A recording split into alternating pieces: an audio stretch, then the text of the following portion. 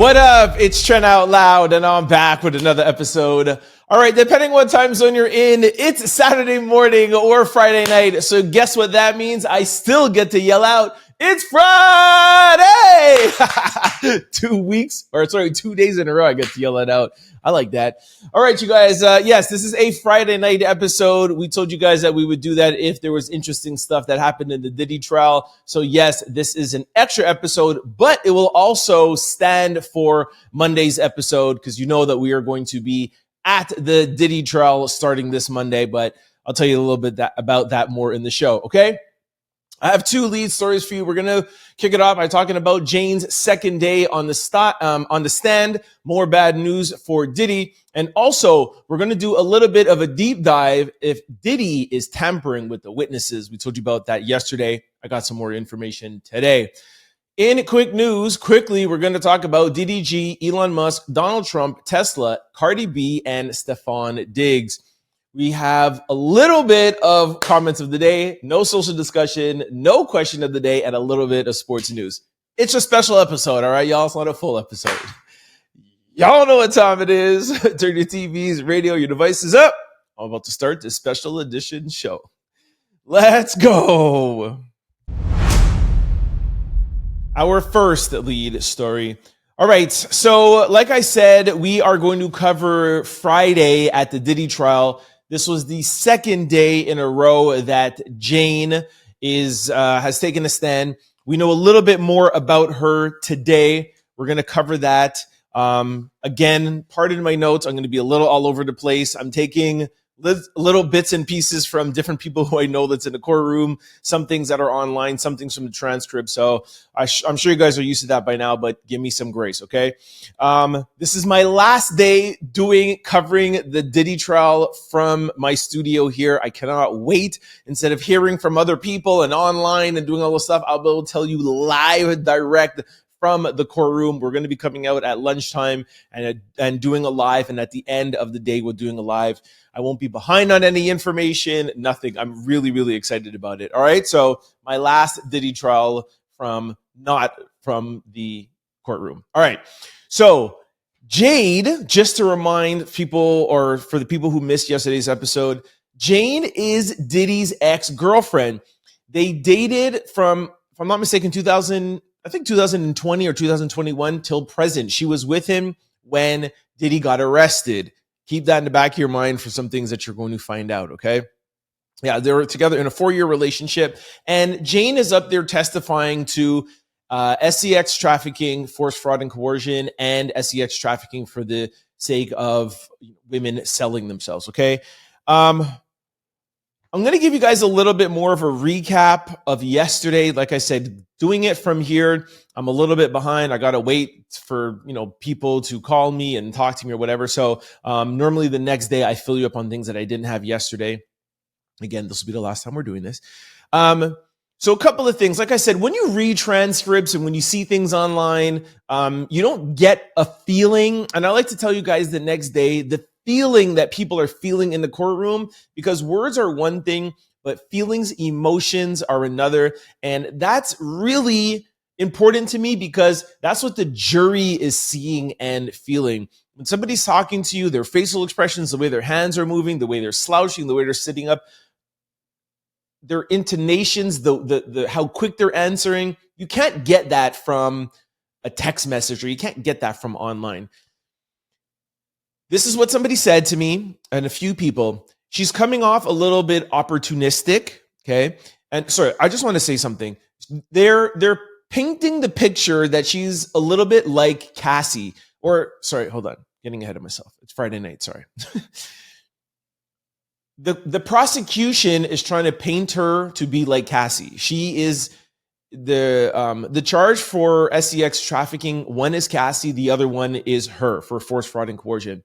So they're basically trying to say that this was Cassie. She left, she got married. This is Diddy's replacement for Cassie. They're trying to show a timeline that, hey guys, don't feel sorry for him with Cassie. This is not 10 years ago. This is present. The problem I'm getting with that is that Cassie's testimony came off where you felt Cassie. You felt sorry for her. What really helped is that you had the CNN videotape. You saw her You saw Diddy putting hands on her. So you really felt that she came to a point where she did not want to be in these freak offs. She's actually leaving the room and you see her dragging her back in. So that's why her testimony, although some still say that she herself too, she's being opportunistic and that she is out there for money and that she's just as guilty as Diddy. But what I'm hearing with Jane is that because you don't have that videotape, because you don't have as much information, she's coming off a little bit more opportunistic. Like she's just, this was Diddy's girlfriend. He had her around. He had some freak offs, which you'll find out they call hotel nights. And it's just coming off as not as believable as Cassie, that she was there for SEX trafficking, force, fraud, and coercion. Okay, so let me break down the day and I'll show you what the prosecution was trying to have come off. And you guys will take it from there. One of the things from yesterday is Diddy told her that he couldn't be faithful to her. And again, hey, if you meet a guy and you're like, I'm telling you right now, I can't be faithful to you. I'm dating other girls. Again, the jury might be like, well, the guy's telling you you're not exclusive and you're here doing hotel nights, AKA freak offs, then what's going on? Okay. She met Diddy through one of her friends. That's trying to make Diddy look bad. Well, Diddy was dating one of her friends. They were on a boat together. And, when that girl was not around, Diddy got Jane's phone number. And that's how they started talking. Okay. Again, some of the women on the jury might be like, that's girl code, man. If I bring you around a guy who I just met, I just met a famous rapper and I'm bringing you on the yacht so you can have fun. Now you're taking his number. Again, Cassie, doesn't look perfect, but already this Jane here is just not looking good. Even she's breaking girl code before we even get into the hotel freak offs. They had nicknames for each other, Bert and Ernie. That's something that happened yesterday that I didn't get to tell you guys. It just happened matter of factly, like, hey, I'm going to call you Bert, you're going to call you Ernie, which is super weird, especially with the relationship that they had. Just weird.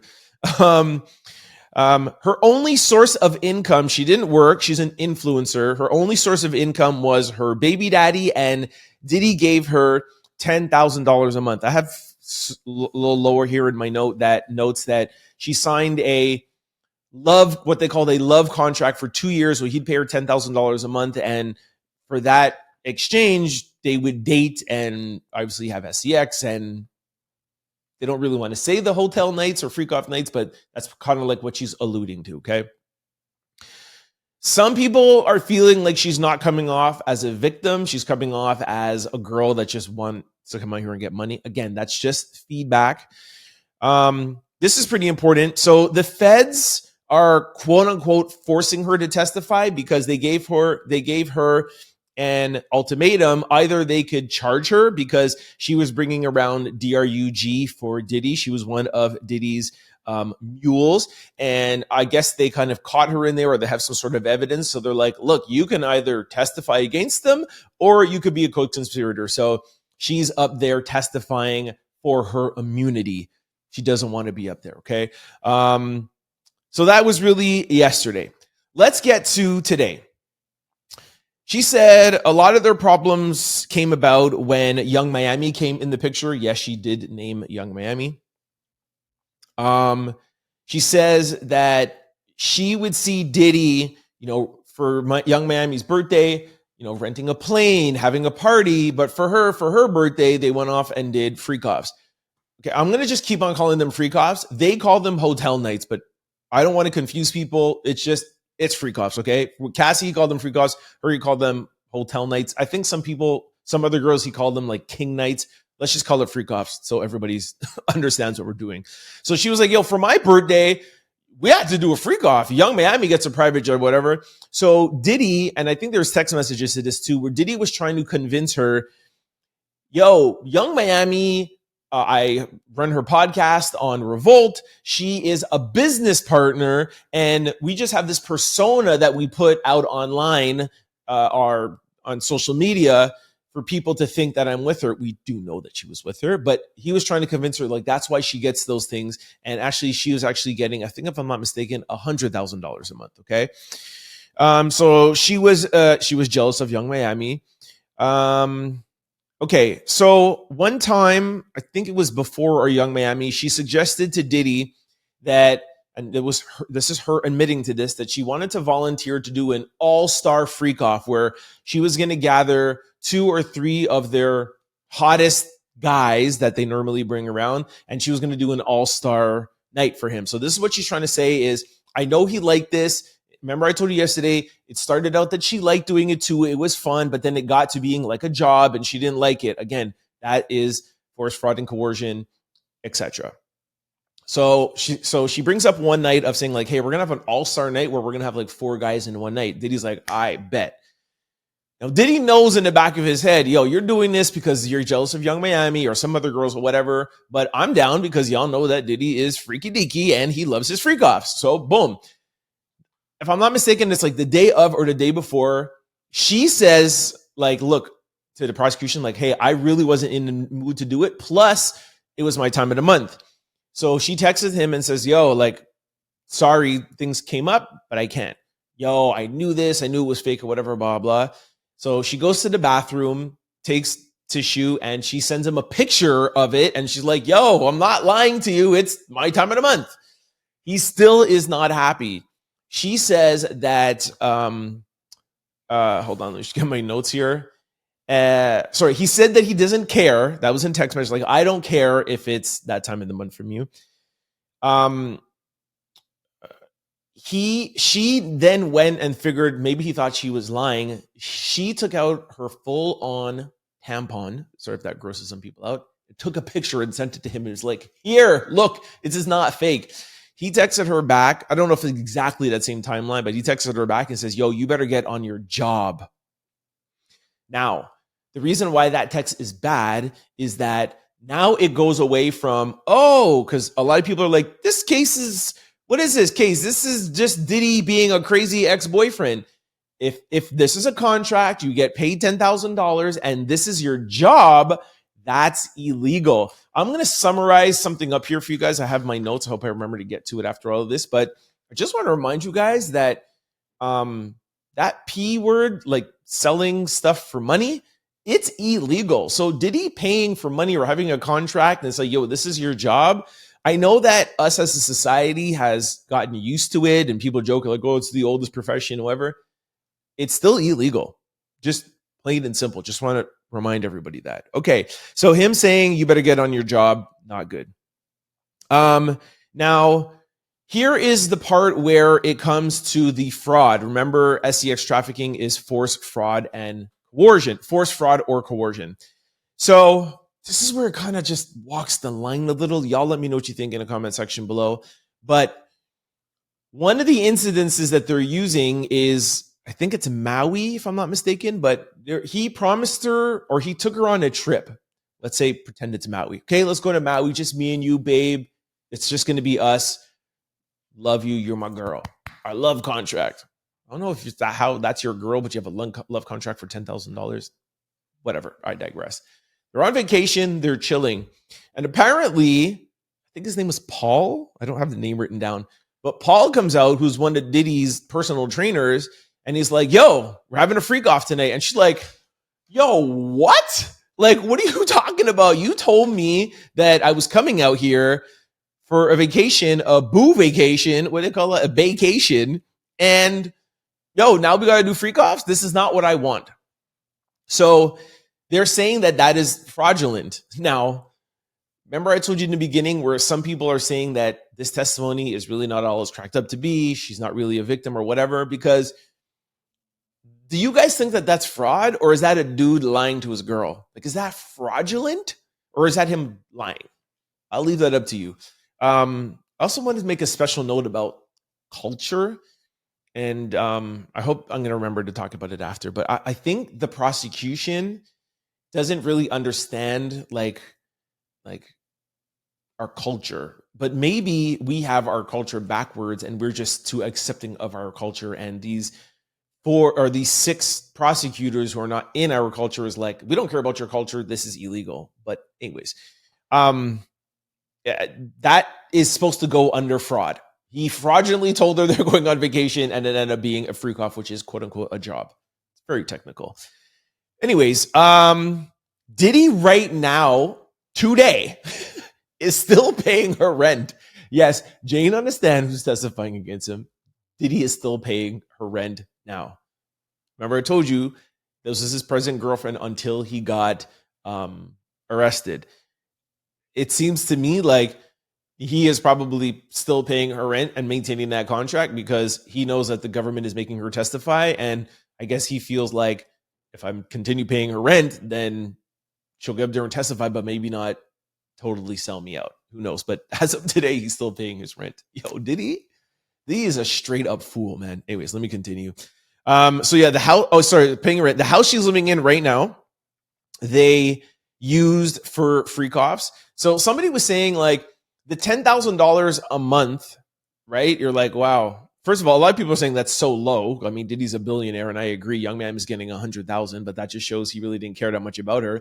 But instead of now going to hotels and having to worry about cameras and doing all this stuff, he gives her $10,000 a month. She pays rent for that, and she goes and they go and do freak offs there. So Diddy has a private place, not a hotel. The hotel and the cleanup and all of that stuff would have cost $10,000 a month. So for him, he's like, whoa, this is a great deal for me. Horrible. And she's still living there. Remember I told you guys earlier that she has a child also too, right? And I don't know if I told you guys this yesterday, but Diddy and her baby daddy don't get along. Don't even put it in the comments. I'm not saying anything. I know everyone's going to start talking. Everybody knows who she is, but we're not talking about it, okay? But Diddy and her baby daddy. Did I say baby mama? Diddy and her baby daddy don't get together.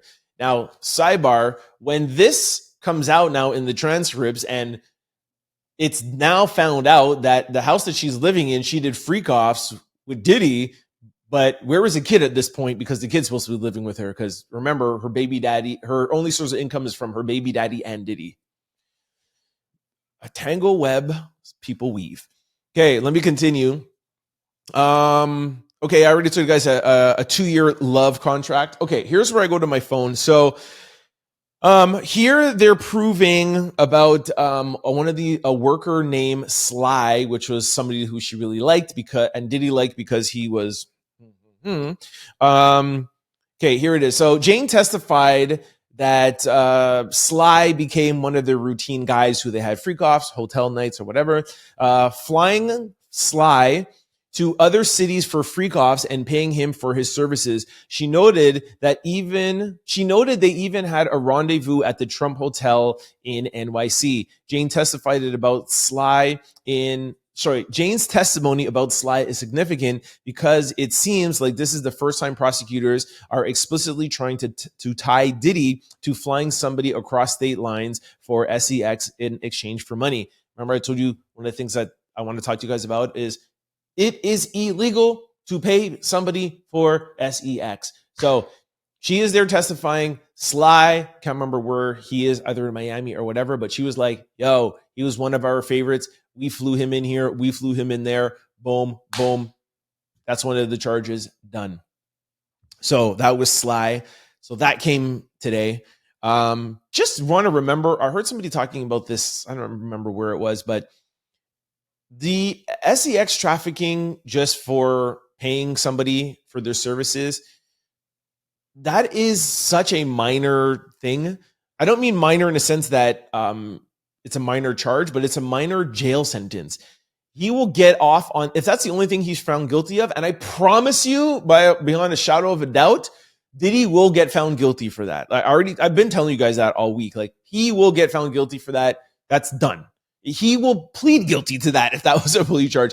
He will get off on time served. It's like 2 years or 3 years maximum. If it's your first offense, he'll get off on time served. He's already been in jail. So again, I understand what the prosecution is doing, but it's redundant because even this article saying this is the first time, bro, Cassie's told us that. Like, we already know that. Like, it's just too much now. However, we have now direct testimony of Sly crossing state lines. Okay. She told him she didn't want to do it anymore. That's in my phone. Okay, here. Jane detailed a second occurrence of crying after a hotel night when she was in the shower and very high on DRUG. Asked by the prosecutor whether these episodes were work, Jane says it was work from start to finish. Jane testified the only part of these encounters she enjoyed was being with Sean. She read from a text to him about not wanting to play this role in his life anymore and says, and says, oh yeah, this is the text. And it says, the only reason you pay for my house is because I do this, which is indirectly like how he's paying for Sly. You're paying for my phone. They have that. Sorry, you're paying for my house. That is in a text message. So that is them trying to make a connection that he's paying her for the freak offs, which is indirectly like paying Sly, whether you're handing him the money or you're paying for a house. Okay. She said he paid her rent for around 5 months at that point. They have a contract. Like I said, they already proved this. AUSA Comey, that's Maureen Comey, the lead prosecutor. Then she says, well, what did you write here? Jane Doe answers, I'm so much more than being left in the dark of a hotel room. My heart is broken. Listen to this part. This is the damaging part. I don't want to play this role in your life anymore. I feel it's the only reason you pay for my house. We need to talk like adults. Bro, that's not good. That's not very good at all. I know some people are going to say that still could come off as a girlfriend or whatever, blah, blah. But when you put all the testimonies together, when you put everything together and you have a text message from somebody saying, yo, I feel like I'm living in a corner of a hotel room. I'm more than this. I want more than this. And you tell them, all right, well, you might not get your house anymore. And you're trafficking Sly and a bunch of other people having all-star nights. Unfortunately, that can fall in the lines of SEX trafficking under force, fraud, or coercion. That's coercion. Maybe we can all agree that the holiday is not fraud and that's lying, but coercing somebody to have SEX and paying for a house or paying for them when they don't want to do it, and you continue coercing them, saying, well, your baby daddy only pays you 7 G's. What are you going to do? How are you going to live without that other 10? All right. That's coercion. Where else? Sorry, I said I was a little bit all over the place. I've been doing actually pretty good though. Okay, she said what? She had. Oh, here we go. This is this. Oh, I don't have this in my phone, but she says that same thing like Cassie, that she had a lot of infections. She would be sick from a lot of the DRUG. Yeah. She said she had UTIs. And anytime that she would tell him anything like this, he really wouldn't care. But same thing like Cassie, sores, all this or whatever, blah, blah. He said that one time he told her that he likes piercings. She got piercings in these areas here, the upper chest area. I hate this YouTube talking like we're talking like in circles. Anyway, so she got both of them pierced, and then it got infected, or it was bleeding or something, and she had to take them out. And he saw her and he's like, yo, I told you that I like them. What's going on? And she's like, yeah, but I got infected or bleeding. He's like, I never want to see you with them out. Again, just showing how much of an A he is, right? All right, so that's talking about infections.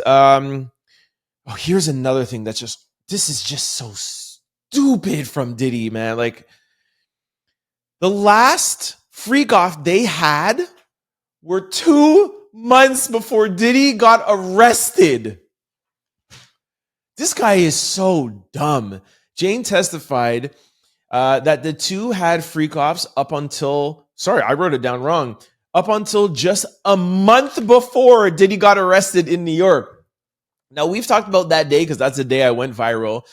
September 23rd, if I'm not mistaken. Bro, that means that this guy was having freak offs from what we know, let's say mid-August. Diddy's house got raided in May. He paid Cassie off in November 2023. You pay Cassie off November 23. You know the feds are watching you. You know you have all bunch of eyes. You know you have a bunch of court cases. The feds raid 3 of your homes. LA, Miami, New York. It's all over CNN. The CNN tape comes out. You're everywhere. Every single podcaster. I told Diddy every day on my show, You are ridiculous for being out here and being in the public. He's on Instagram doing all these things or whatever. Now, I'll admit, it's not like he was at award shows or whatever, but I'm like, dude, fix up, bro. Like, fix up. Come to find out, not only was this guy just on road doing things, doing this or whatever, my man was having freak offs with Jane, and who else knows who else? Oh my gosh. If that was me, I would be with my children every single waking minute in my house. I would have disconnected all my social media accounts, and I would have been chilling with my children, knowing that the feds are watching me, knowing that they just raided me, knowing that they're coming to arrest me any minute. You think the feds, do you guys remember when the feds raided Diddy's house? They came with like tanks, like they had the army. Did you not think that you were going to get arrested at some point? And you know it was for this stuff. It was for everything that Cassie told us in November 2023. Bad enough that the feds caught you with 3 GUNs in your house, all the baby oil, all these videotapes and all of this stuff. You're joking me or what? This man has no sense. We have been giving Diddy credit for being a businessman, being this or whatever this whole time, building this enterprise. And I guess technically you can't take it away from him. He has had a tremendous amount of success, but sometimes people just don't have no common sense. And now that I think about it as I say it, Diddy probably does have a common sense, but just thought, they can't touch me.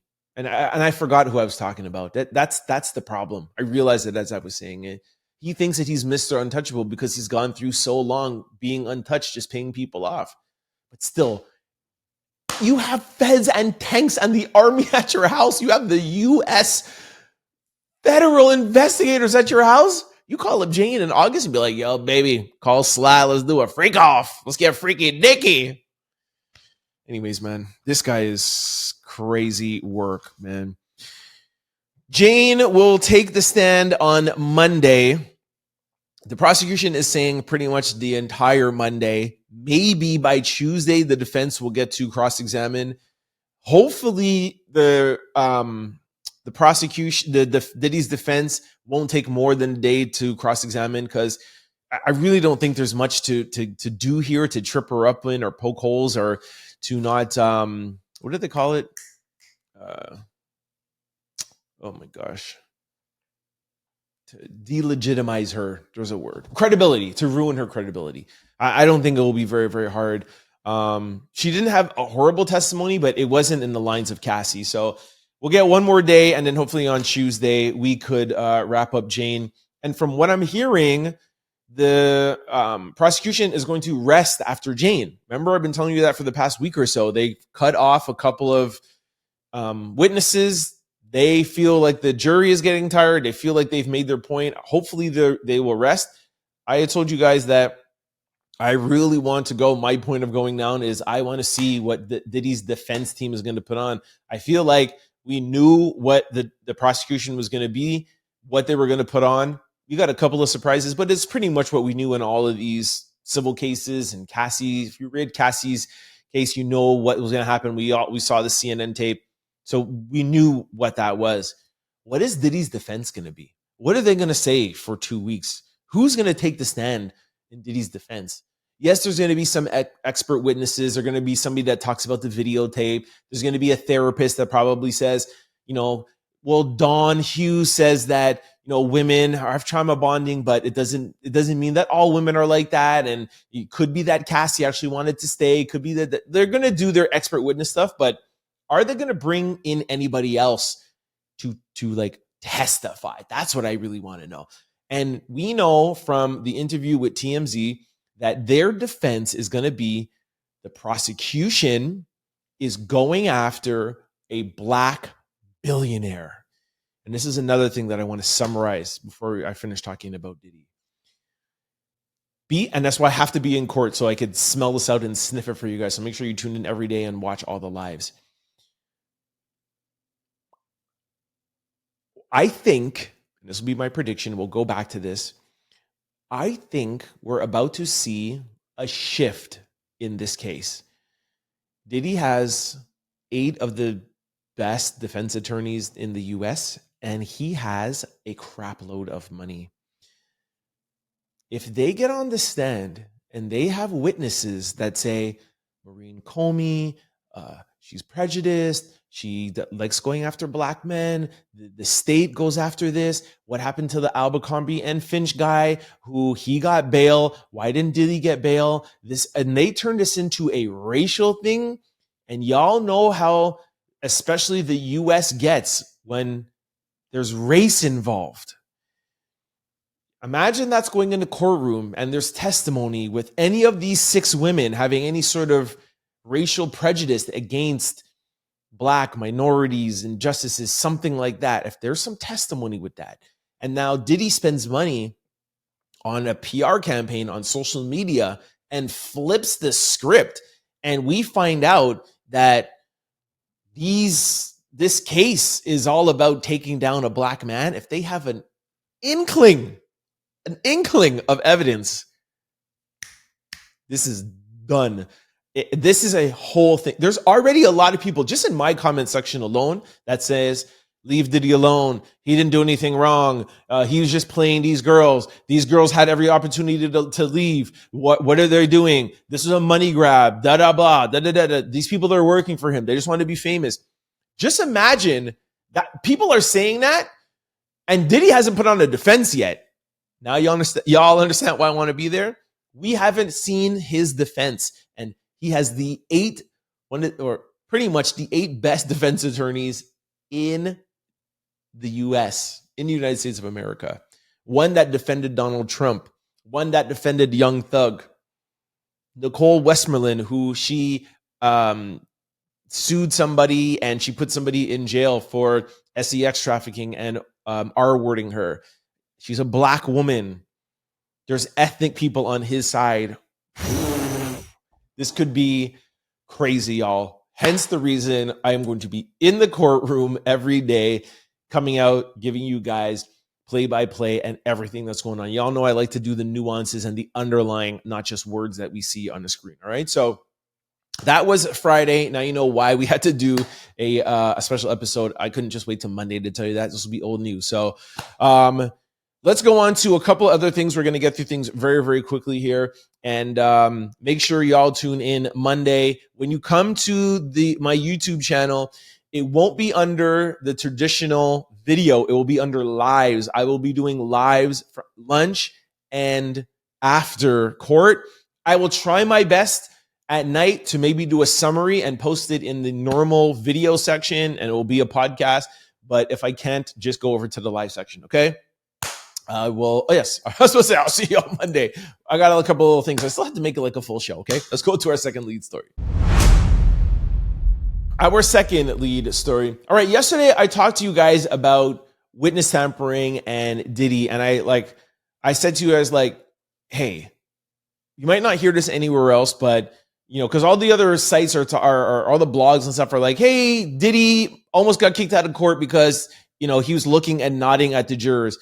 Nobody's going to come out and be like, yo, this could be witness tampering. You know what I'm saying? That's the beauty of having my own channel on social media, I guess on social media because it's on YouTube. I could say these things. I don't have to worry about ABC and, getting a case, right?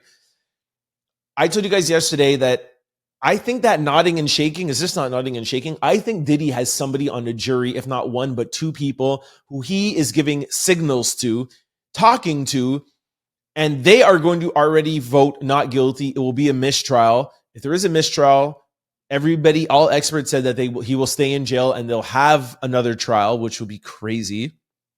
But he wants to at least assure himself a mistrial if those 2 vote not guilty. But also what he's trying to do is he's trying to convince them, yeah, you see, this is what I'm trying to tell you. Go back and tell the rest so that he can get a not guilty. That's just what I think. It's just my opinion, okay? That's not fact anywhere. But to back up that opinion, that's what I said yesterday. To back up that opinion, I'm going to read you a little bit from the transcripts, okay?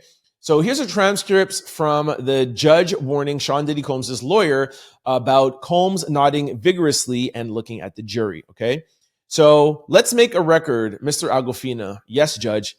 I was very clear this morning. Sorry, this writing is really, really small, but I was really clear this morning that there was to be no facial expressions, other attempts to have any interactions with the jury whatsoever, any influence on the jury whatsoever. And I could not have been more more clear in my terms? You heard me, right? Yes, I did. Well, there was a line of questioning where your client was nodding vigorously, looking at the, sorry, I gotta find back my place. Line of questioning. Oh my gosh, I just lost my place. I was very clear this morning, other attempt, during whatsoever, any influence whatsoever. I could have been clear in my terms. Yes, you did. Well, there was a line of questioning this morning and there was vigorously. Okay, here it is. Sorry. Sorry, y'all. Well, there was a line of questioning where your client was nodding vigorously and looking at the jury. And there was a subsequent moment. We had a sidebar and I looked and I saw your client looking at the jury and nodding vigorously at that line of questioning. This is absolutely unacceptable. Yo, they have a sidebar. The lawyers are up there talking to the judge and everything like that. And Diddy's like,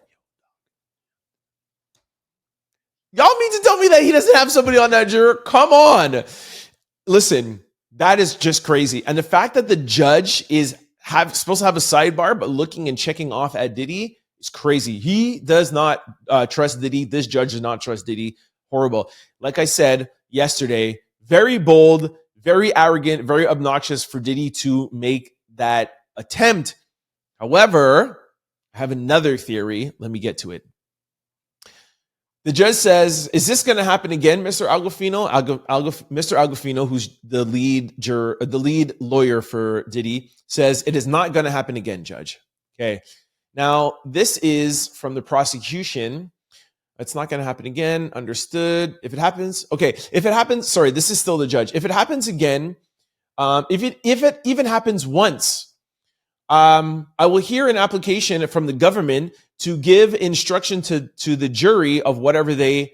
I'll give instruction to the jury, which is something you do not want, or I will consider taking further measures.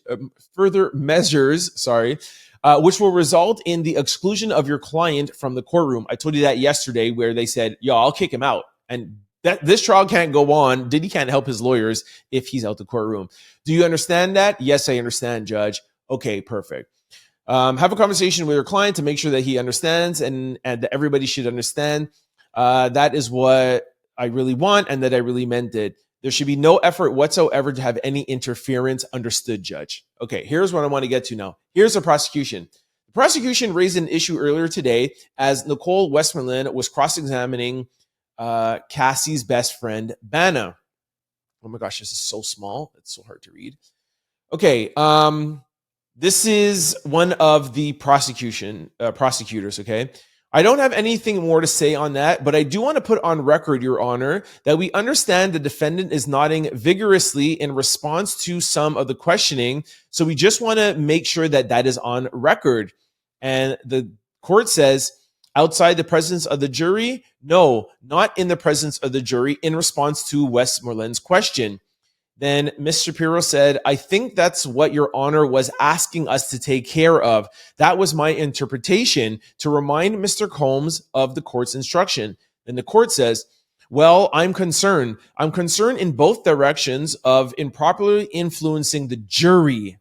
I'd just like to read that to you guys again. This is the court saying, well, I'm concerned. I'm concerned in both directions of improperly influencing the jury. So what would you propose that we put on record in the presence of the jury? Hold on, I got to find that myself.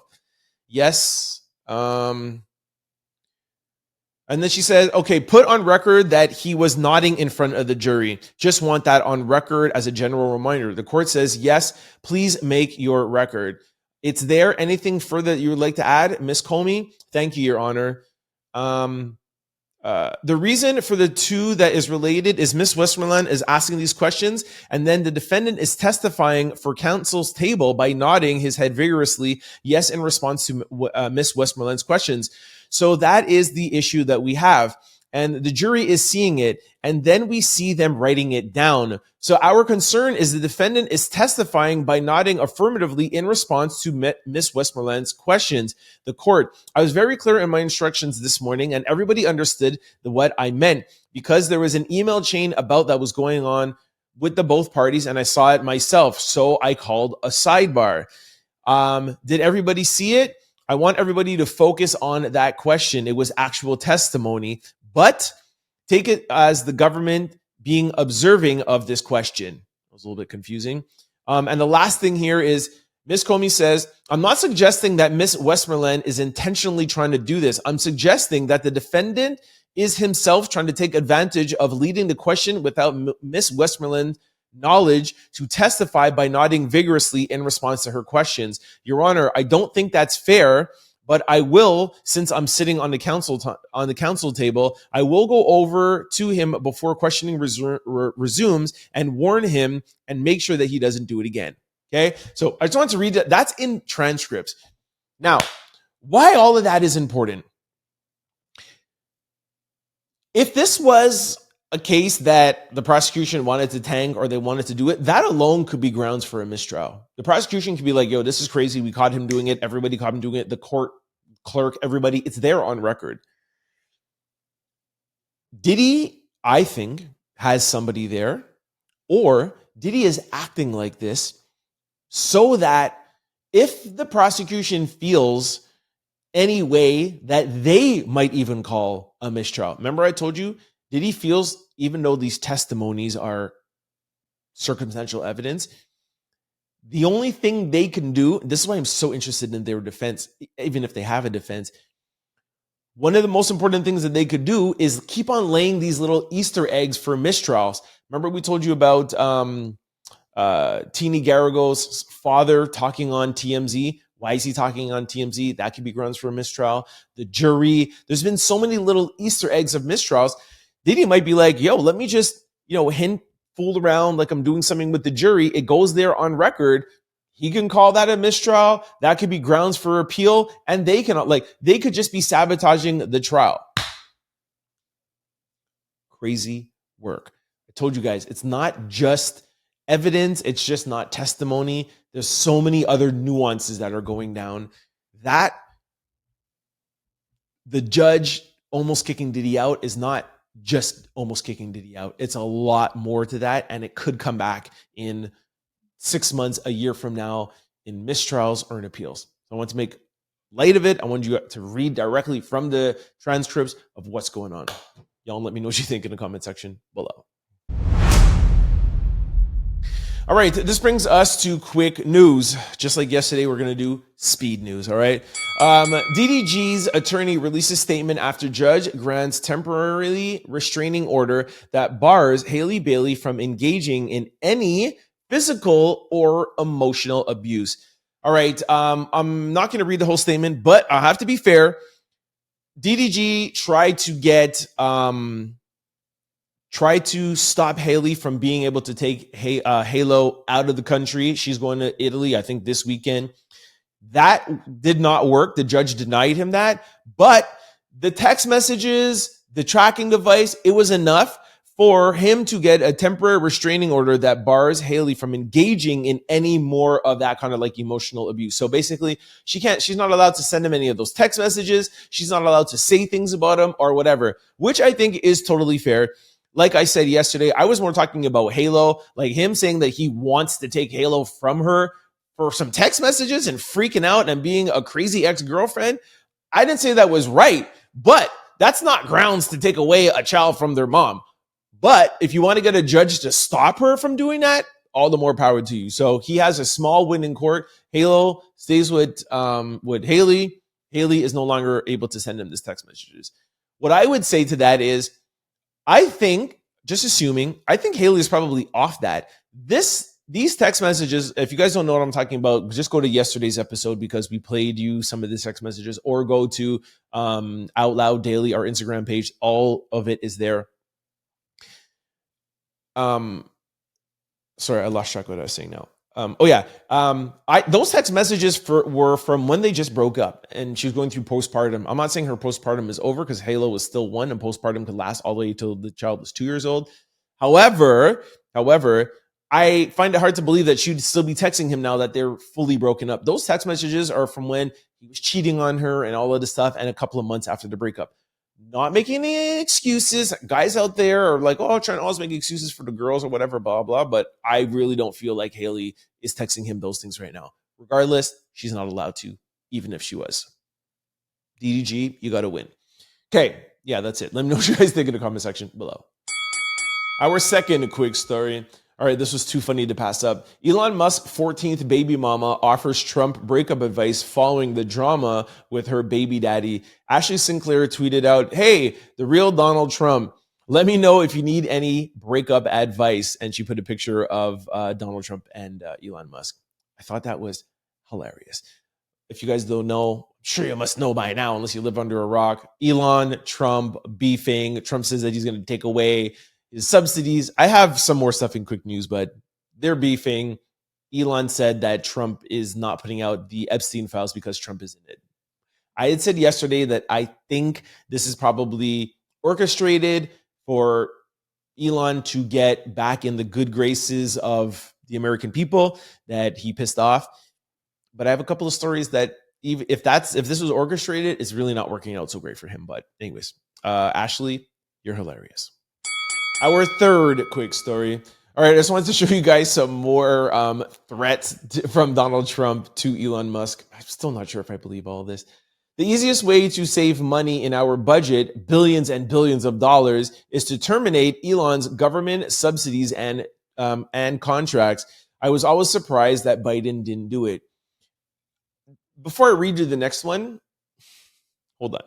These subsidies and contracts, subsidies and contracts, I understand that they're billions of dollars. I get it. But they're billions of dollars that are going to the American people, right? You're just not giving people billions of dollars. You're either giving them billions of dollars to like make things, do things for the American people. If you're donating it to colleges, it's to do cancer research or to do research on technology, or, you help get the astronauts back. So it's not, he's acting as if like, oh, I'm going to save you money because I'm not going to give Elon Musk money. You're not giving them money for nothing. You're giving them money as an investment back to the people. It's the people's money. Trump's acting as if like he's buying these Teslas himself. No, government contracts and subsidies are there to incentivize the companies and contracts for the American people. Anyways. Next thing he says, Elon was wearing thin. I asked him to leave. I took away his EV mandate that forced everybody to buy electric cars that nobody else wanted, that he knew for months I was going to do, and he just went crazy. Again, the whole point of having EV and having, sorry guys, it's Friday. I had a busy day. Having these subsidies and grants, countries do it all over the world. You buy an EV, you're going to get back $12,000, but indirectly, the government will get more money because there's less pollution, gas, oil, this, whatever, blah, blah. Anyways, the way that Donald Trump tries to frame things is funny. Anyways, those are the two latest things he said to Elon Musk. Let's go now to really what happened after this plan, because if it was orchestrated, it backfired. Our fourth quick story. Tesla stock falls nearly 14% after Elon Musk claimed Donald Trump was in the Epstein files. Here's a chart. Tesla, look at that line. And that line is there dates under here? No, there's no dates. Anyways, that's from like January till now. It's so bad. Elon lost 34 billion, not million people, $34 billion today, which was yesterday, because of the beef with Donald Trump. This is the second largest loss ever in the history of the Bloomberg Billionaire Index of 500 wealthiest people. I wonder who has the first largest. I bet you it's probably Elon. When that happened, a lot of people sold off Tesla shares because they feel like Donald Trump is going to take away the contracts and do all this stuff or whatever. And like I said, he's not really giving him money, but he could take it from Elon and put it somewhere else. So the threat shouldn't be like, we can save money. It's, bro, I have a bunch of other people waiting in line. I don't have to give it to Tesla. We gave it to you because we liked you. You were the, arguably like the best EV car. I'm not really into EV cars, so I don't know, but not that they were pioneers, but they were the flagship, electric car. But we can give it to somebody else. So I guess investors are like, this is done for him. Some of you might feel bad. I mean, Elon Musk is a grown man. He made his bed. He lied it. He has to lie in it. He gave Donald Trump all this money. He put him in the presidency, and he was the head of Doge, made some decisions, not so popular, and now you're trying to fix up your persona. And the first day that you go out and you're like, all right, guys, I hate Donald Trump too. Yo, boom, you lose 34 billion. Be a slippery slope to see if you can come back for this, man. Anyways, let me know what you guys think of Elon in the comment section below. Our fifth quick story. All right, I wanted to end this week off by giving Cardi B a little bit more credit. We've been telling you guys all week about Cardi B and Stefon Diggs, and I even not dragged her, but I was even like, Cardi, please be careful. I played you guys a clip, I think it was yesterday, of every single one of his teammates are like, yeah, I would never let Stefon date my sister. He's not the guy that you want to bring home. Like, he's not that he's a bad guy, but like, yo, he's not the guy to settle down with. And I just feel bad that Cardi is leaving Offset, who was relentlessly cheating on her, to go with somebody who I think will end up maybe cheating on her too. And I love Cardi. However, I saw this. Cardi says God told her to consider giving Stefon Diggs a chance. Continues to say Diggs would always call to check up on her when she was going through a rough patch with her ex-husband, Offset. Cardi B reveals that God told her to give Stefon Diggs a chance, blah, blah, blah, blah. We all know how much I hate when they put in the caption the same thing that's in the title. Jeez. Anyways, I said I wasn't going to do any videos or clips today because I want to do a quick show, but here's a quick clip of Cardi. You could just listen to her voice. Like, Cardi's a sweet person, huh? Like, she comes off like she's tough and like, tough, whatever, but she's a softie inside. And I think, you know, Stefon was just there and was nice to her and whatever. And she said, I'm not going to play the whole thing. I'll be very quick, but she goes on to say, we developed a friendship. We talked. He was there for me, whatever, blah, blah. I feel like it necessarily wasn't a friendship, and I feel like he was just trying to, be like, I bag Cardi. That's just what I think, but who knows? Maybe he really is in love with her. And if Cardi wants to trust him, I trust him. So here's Cardi B explaining on why she gave him a chance. That just lets me know that she knows too it's a chance. Like, she was on the fence too. Here's a quick clip. The person that I am with now, because sometimes, I don't know, like, I just feel like God would tell me to give him a chance, which is so weird. But like, y'all be like, oh God, girl, you're being dramatic. But it's so weird. There was times that I used to be like depressed and I was like sad and like my mind just kept going in circles and circles and circles. And for some reason, when I had those weird episodes, that's when a mother would like hit me up or text me out of the mood, checking on me and stuff like that. And I'm like, you know what? Maybe I should just give it a chance. You know what I'm saying? Let me know what you think about Cardi and Stefon Diggs. More than anything, of course, I want the guys to let me know what you think. But ladies, I want to know what you think. Do you get in situations sometimes where you're like, ugh, I shouldn't, but God is speaking to me, or whoever is speaking to me, karma, fate, whatever, like, let me just give this guy a chance. Have you ever done that? And has it ever worked out or not worked out? There you go. I said I had no social discussion or question of the day. There's a social discussion of the day and kind of a question of the day, right? Have you ever been in a situation that you know you shouldn't, but you did? Did it work out or didn't it work out? And let me know why in the comment section below. All right, this brings me to my favorite segment. You know, I could skip every other segment, but I'm never going to skip comments of the day. All right, before I get to comments of the day, you guys know I have a question for you. Ooh, I'm going to do this so quickly. All right, y'all. I have a question for you. Is your computer, laptop, or cell phone vulnerable to data breaches? Well, let me answer that question for you. Yes, they are. If you're not using Aura, the all-in-one digital security platform, go to my sponsor, aura.com/Trent Out Loud for a free 14-day trial to see if any of your devices have ever been exposed. Okay, here, normally I would like talk and do other stuff, but I'm going right back to the script. If you've ever wondered how scammers get your phone number or your inbox is flooded with spam, here is why. There are companies called data brokers, and they sell your data without your consent to get billions of dollars from marketers, scammers, and even stalkers. That's why I recommend today's sponsor, Aura, to my family, friends, and out louders. Aura takes care of the hard part, automatically removing your information off of sites and keeping it off. Aura is an all-in-one digital security platform. You may say, hey, Trent, I already have enough digital security tools. Well, yes, my friend, I believe you, but not having Aura is like leaving your front door locked and leaving your back door open. Aura is a 10360 security protection, and no other protection tool can offer you that. All right. Here's a time where I tell you how amazing my experience, but boom, right back to the script. See, I'm doing good, guys. With Aura, you get alerts if any of your personal information is found on the dark web, which is really, really important. I guarantee you there is some part of your information that's on the dark web. I could promise you that for sure. And Aura could tell you for free in the past 14 days. I know I would say stick to the script, but you have to hear this just from my own words. That's what's great about this link or the QR code. I'll put it up real quick here. It's a QR code. They can tell you in the free 14-day trial if any of your information, and you know that you have spam emails, spam phone calls. I think it was Mello just the other day in the comment section. Shout out to Mello from Ohio. He was like, yo, we have Aura. We found out that somebody had my girl's social security number. Trust me, it is super important that you get this. That's why I got you guys this 14-day free trial. Okay, let me get back to the script. I said I wasn't going to go off script. I just talked too much. With Aura, you get alerts if your personal information is found on the dark web. Real-time fraud alerts for your credit card and your banking. The minute they find it, boom, you get an alert right away.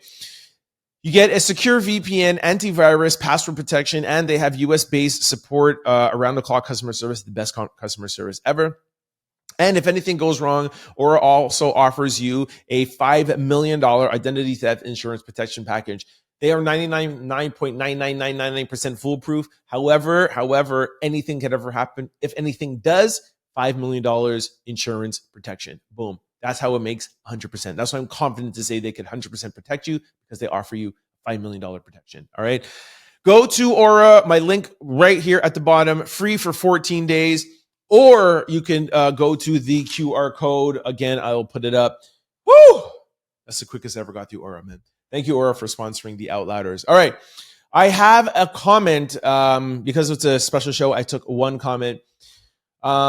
Gerald Baptiste said, you are forever sitting on the fence or a way out for women behavior. I think he's trying to say I'm trying to make an excuse for women's behavior or something like that. Never seem to hold them accountable. Now I understand why your channel is 75% women. You got to keep your fans happy. Trent, and then a smiley face. Well, Gerald, hope I'm pronouncing your name right. Sorry if I'm not. Well, Gerald, let me first of all, thank you very much for your comment. You guys know I love comments, good or bad. Couple of things you said in there. I'm always on the fence. I'm on the fence a lot, and I pretty much said that this is the premise of my podcast. So I take that as a compliment for you to notice that I'm always on the fence. And I respect people who are not always on the fence. I feel me being on the fence gives me an above ground look at both sides. And when I sit on the fence, instead of being on one side of the fence that I cannot see anything that's going on the other side, me being on the fence, I'm able to look, speak, and talk to somebody on this side. Then I get to look, see, and talk to somebody on that side. And then I can make my decision, or say, not really ready to make my decision because I want to think about it a little bit more. So that's with me being on the fence. I've always lived my life that way, and that's how I like to live. And I like to try to also be the one to hear both sides, take the good on both sides, and reciprocate the good on each side. So maybe this side can understand what's going on that side, and vice versa. That's another reason why I do it. That's the reason why I try to say good things about Donald Trump. And my friends who are Democrats are like, why do you say things about Donald Trump? I told you guys about one of my friends that sent me voicemail like, why do you feel like you need to say good things about Donald Trump? Even if you don't agree with his terrorists, why do you have to say it's good that he campaigned, but he still did it anyways? I think it's good to highlight to the other side some good things. That's just who I am. That's the podcast. This is who I am. All right. Second thing is, I just want to make sure I remember everything. Second thing is, you said a way out for women's behavior. Again, like I said, you're trying to imply. I think you're trying to imply that I'm making excuses for women's behavior. So, again, I think that me growing up in the household that I grew up in and being super close with my mother and being very close with my sister. My sister's my best friend. I do have, I think, a better understanding to how women think, even though I am a man and even though I am an alpha man, I'm a very, very manly man. Um, because of the relationship that I have with my mother and my sister, I feel like I have, yeah, I think I said it. I think I have a better understanding of how women's minds work. On top of that, I think just who I am, I do really have a huge amount of respect for women. I think you guys can figure that out from me talking. Not even just women. I don't want to deep dive, but females alone. Like, I am just amazed by the female species. Like, the fact that they can grow a child inside of their body, birth it, and then feed it. It's like, I feel like females have like a connection to the world that men don't. And I envy it and I'm jealous. And I think that's why that what they call women's intuition, I think that's why women have that. And even in my business, most of my stores were managed by women. Most of my upper management was women.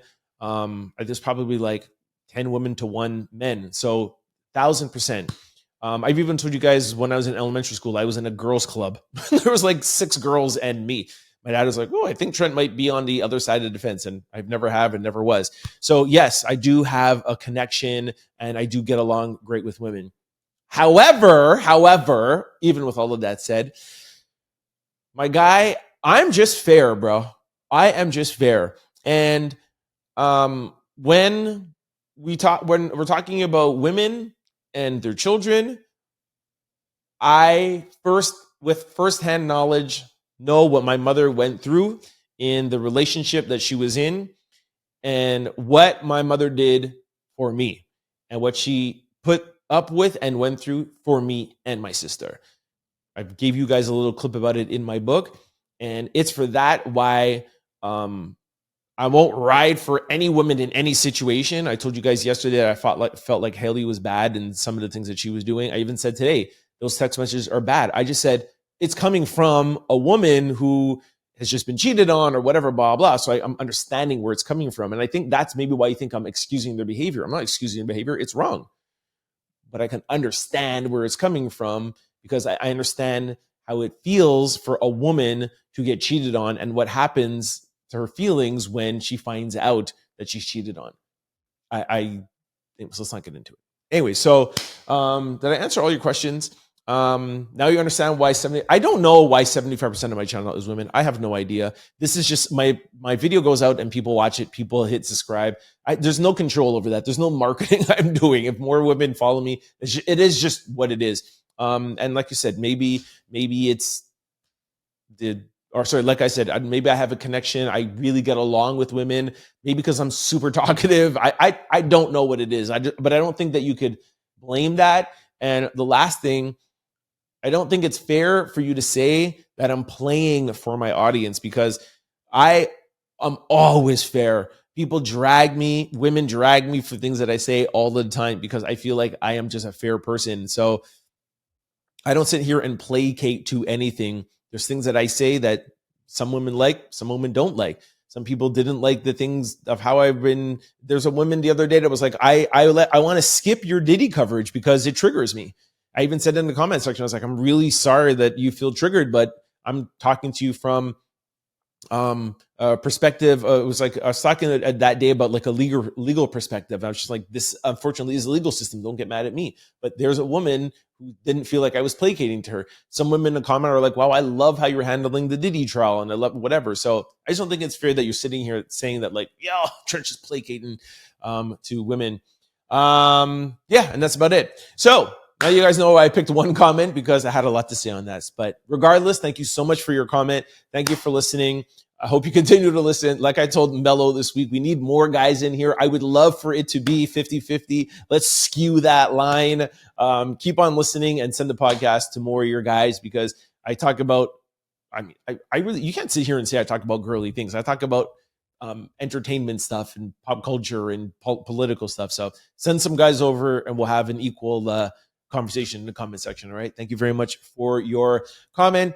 And also do not forget one last time to sign up to Aura Below. The link is below. Here is the QR code. It's free for 14 days.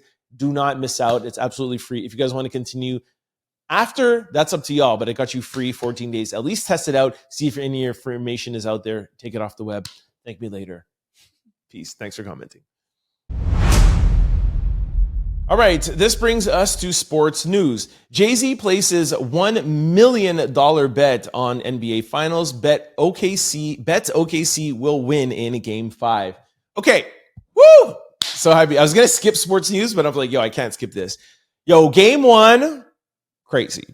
Watched the whole game, just like all you guys. Okay, OKC, it's a little bit more dominant. Defense was crazy.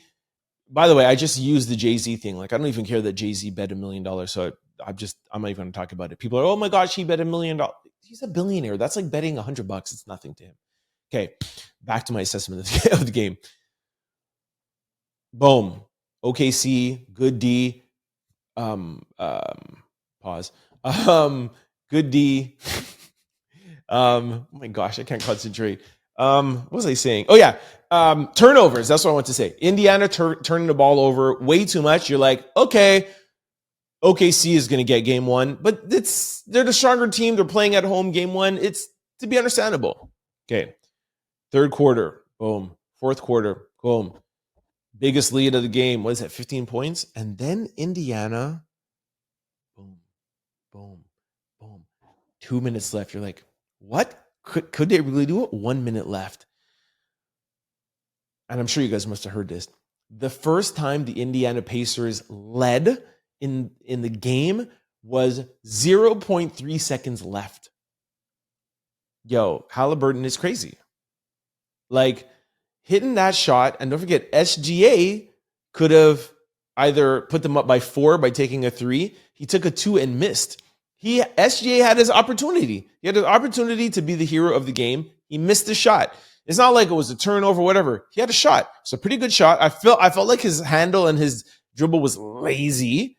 If you go back and look at it, I don't know what he was doing. There was no urgency. I know he had he had like 9 seconds to run off of the clock, but I thought that was horrible. No, it was maybe longer. Anyways, whatever. He's playing against the clock. Took up a shot and missed. Halliburton came down, took that shot, boom, put them in the lead. And that inbound, like, to the hoop to try to get, like, the alley-oop, I thought that was horrible. 0.3 seconds is enough to catch and shoot. I say all of this to say, I still think that OKC is going to win just because of the whole game performance. I do think they're going to win. And it is still the team that I'm going for. I'm going for them, and I would like for them to win. Just want to say that. However, yo, I'm not going to be mad if Indiana wins. I won't be mad. I have no skin in the game. I'm not going to take back. I'm still going for OKC. But if Indiana wins, the resilience, the comeback against the Knicks, like 2 comebacks against the Knicks, Milwaukee, like, this team has been doing this. This team plays every single minute of every single quarter. They never shy away. They never back down. They just keep coming. They just keep coming. They keep coming. Wow, there's more pauses. It is a weekend. Yo, if Indiana wins, it will be their first. I know OKC will be their first 2, but and I'm also a fan of Reggie Miller from back in the day. If Indiana wins, I will not be mad at all. But I'm still going for OKC, and I still think that they will pull it out. OKC has to remember that this team loves to watch this. They love to come from behind. Jeez. Pause. Jeez, what's this whole pause segment over here? Anyways, let me end the segment. Who do you think is going to win? Has your mind changed after Game 1? Let me know what you guys think in the comment section below. All right, you guys, that is a wrap on my special edition show. I feel like special edition shows are kind of fun. I'm a little bit more loose, have a little bit more fun with y'all. I like it, man. All right, Friday night. Jeez, man. Anyways, yo, I'm going to go try to enjoy what's left of my weekend. Had a very, very busy day today. By the way, I know I'm posting this a little bit late. I hope you guys catch it all. Just a reminder, next time, God's grace, you see me, I will be live. Make sure that you start going on the live link or on the video link, but to get the Diddy trial stuff, it will all be in the live section. That's where the videos will live. Come back here for the podcast. Please just remember, don't expect regular podcasts every night or some people every morning. Just want to know that for the rest of the Diddy trial or the times where I'm in New York, I will try to get you podcasts, even if they're quick, because I know you guys want to hear about other news. We're not here just to talk about Diddy. But if I'm going to be in court for the whole entire day and then be talking about that the whole entire day, I don't know if I could come back, if I'll have enough time to do a podcast, sleep, and be at court at 6 o'clock in the morning. So I'll try my best. For the past 2 years, I've always given you guys a show every day, but just know that even maybe with the lives, I'll try to touch on some other things. So it'll be over there. For podcast listeners, I don't know if I could download that file and put it over on podcast. We'll figure out something, all right? But stick with me. Thank you all for riding with me. Hope you guys enjoyed this special edition. Things will be a little bit different for the next few weeks during the Diddy trial, all right? But stick with me, ride with me. I'm your boy. I'm going to put up the QR code one more time. Make sure y'all click the link below. Shout out to Aura. Aura will be sponsoring our lives as well, too. Shout out to Aura. There will be a link below on the Aura side. Here is the QR code one more time. And that is it. All right. Before I let you guys go, just want to remind you of all the ways to keep up with the Trent Out Loud podcast for the people on YouTube. If you're ever going on a flight or going in a car, traveling somewhere, you don't have access to the internet, have no fear. The Trent Out Loud podcast is here. We're available on all podcast platforms. Just go to any podcast site, type in Trent Out Loud, the show will pop up. Don't forget to hit the follow or subscribe button so you can be notified every time I upload a new show, and we upload daily. Now, I forgot to say, you could just go to a podcast site and download us. That's what I was trying to say. So have no fear. You could download the show and take us with you, all right? So go to a podcast, download us, boom. In the wilderness, on a plane, boom. Whew. Sorry, I know it was confusing.